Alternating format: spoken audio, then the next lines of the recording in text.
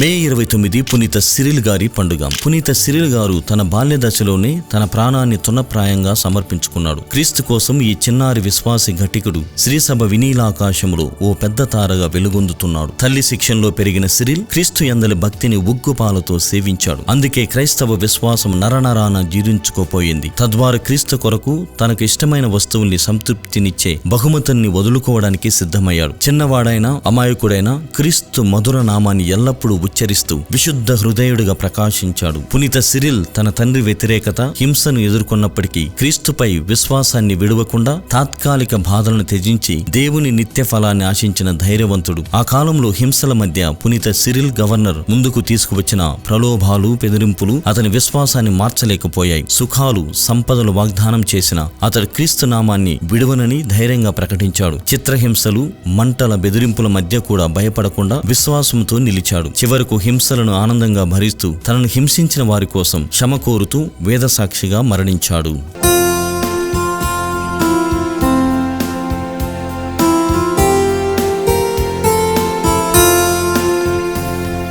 పునీత సిరిల్ గారా